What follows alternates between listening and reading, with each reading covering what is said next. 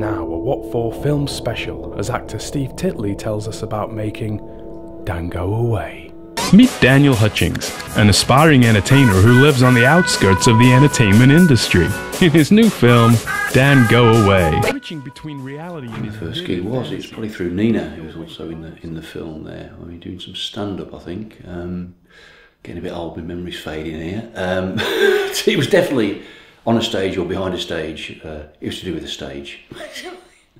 I enjoyed what Daniel was doing. It was different, sort of a bit wackier, a bit.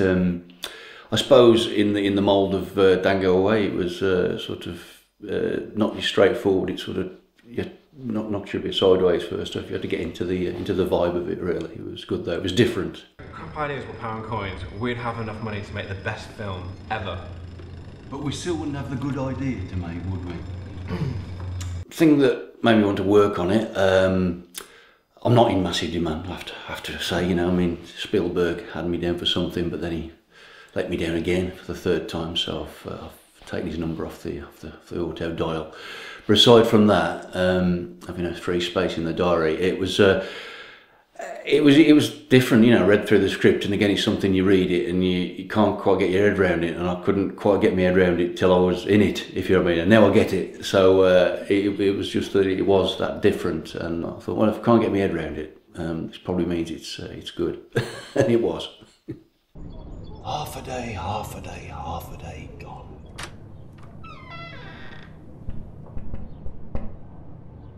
Is the police for a talent search? Search is right.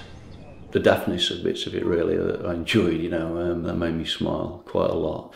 And you know, the echoes of the spaghetti westerns, not just the filmic stuff, but the score as well. You know, I was singing away in the first version I saw there, getting into it. It's a touch of the Sergio Leone's and Ennio Morricone. That was it. Touch of the Ennio Morricone's, yeah. Watch and learn. Learn what? How not to handle a lady. Quiet. Don't you know what will happen if Joe King hears you laughing like that?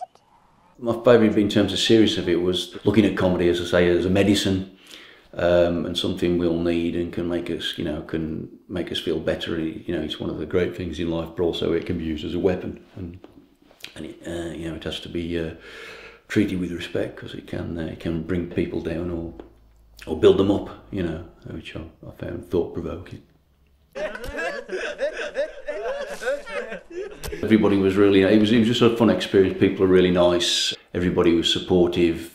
Daniel was very good in a way. He sort of he'd go on as a, you know, not massively in demand, unknown actor, but you feel like you feel like you're De Niro when you're on there. He builds your confidence up, and I think probably one of the things I most enjoyed was the scene in the farm. I was laughing, so I don't do it very often, sadly, and I'd forgotten that it can be fun. So I had to laugh for like 10 minutes, and that's probably my half a lifetime allowance. That was strangely liberating. Laughter therapy. I've tried primal scream therapy, and I think I might go on to laughter therapy now. What now? What have I told you? In terms of not having, you know, a budget, I suppose really it probably makes, you know, the filmmaker more inventive. As a performer, I was everybody was treated well. It was on and off the set. It was great. So I didn't, you know, it didn't really affect the, you know, the performers, I don't think, in that sense. And I could see the, you know, production values in the final film. So it shows that's what counts in the end. The idea is important, and you know, the technical expertise. I think it's the broader vision that makes it work in the end. So it shows you haven't got to spend thousands and thousands to make a, you know, a high production value film, and it was quite a thing to see go from, you know, fairly modest sets and things like that, setups, to when it was all put together. You could see the how it had grown. I wasn't sure until I saw the whole thing really how it was going to turn out, but then I got the through line about, you know, attitudes to comedy and, you know, persistence, and the purity and the life-affirming value of just, you know, of laughter, and the value of comedy. So I didn't get all that till I saw it all together.